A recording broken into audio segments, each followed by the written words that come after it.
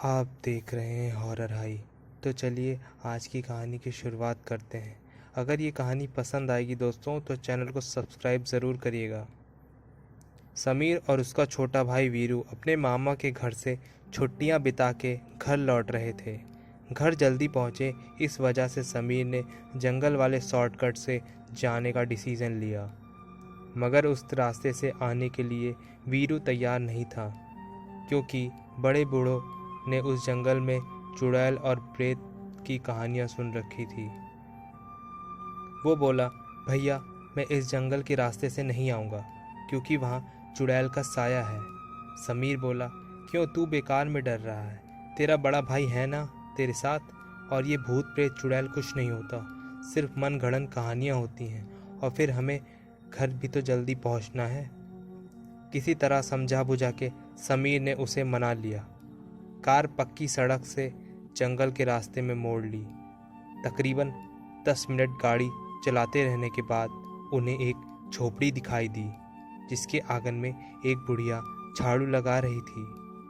समीर बोला, देखो छोटे जंगल में कोई रहता भी है। वीरू बोला, भैया ये पक्का इंसान नहीं है, या फिर ये कोई चुड़ैल है। समीर बोलता है, पट्टू साले, तू कहीं ले जाने के लायक ही नहीं है, तू सो जा। इतना बोल के समीर उस पे हंसने लगा था। आगे चलकर थोड़ी देर बाद उन्हें फिर से वही झोपड़ी दिखाई दी और वही बुढ़िया आंगन में बैठी थी। वीरू बोला, समीर भाई देखो, ये वही बुढ़िया है। झोपड़ी यहाँ फिर से आ गई है, लगता है आज हम मरने वाले हैं। समीर बोला, फिर से हो गया तेरा चालू? कोई और झोपड़ी भी तो हो सकती है।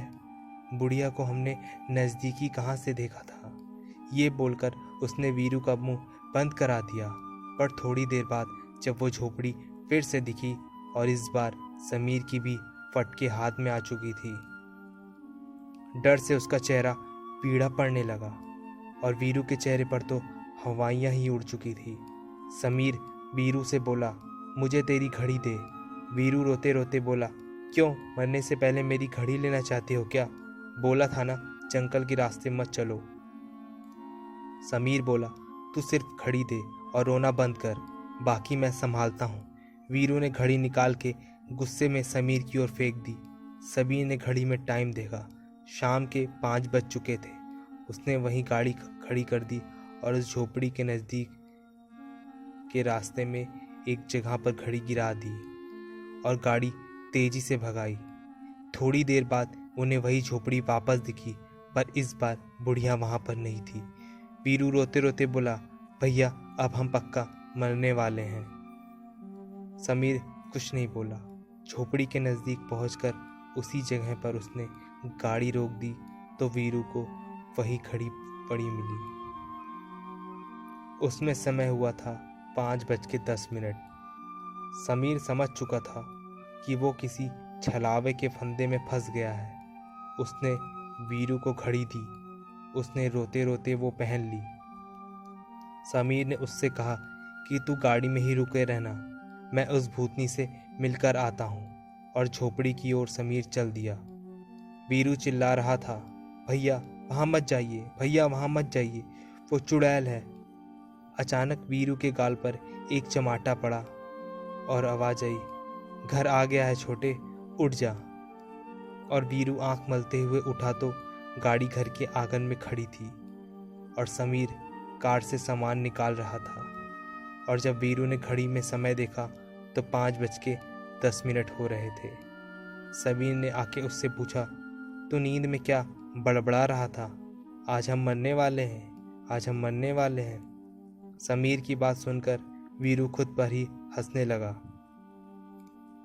और ये एक सपना था जो कि सच नहीं था।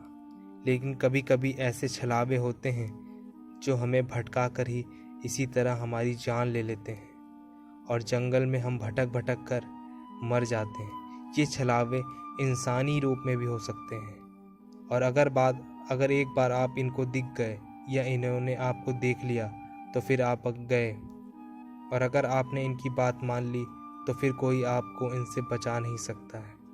ये छलावे आम इंसानों की तरह ही होते हैं, जो कि रूप बदलने में माहिर होते हैं। ये अक्सर एक्सीडेंट करवा देते हैं। ये अक्सर कुत्ते जानवर बनकर गाड़ी के सामने आ जाते हैं, बिल्ली बनकर, और गाड़ियों का एक्सीडेंट करवा देते हैं। इसलिए इनसे बचने का एक ही उपाय है कि किसी भी ऐसे इंसान पर भरोसा ना करें जिसको आप पहले से ना जानते हो, और वो भी सुनसान या जंगल वाले इलाके में बिल्कुल भी नहीं। तो दोस्तों, अगर आज की कहानी ये पसंद आई हो तो चैनल को सब्सक्राइब कर लीजिएगा।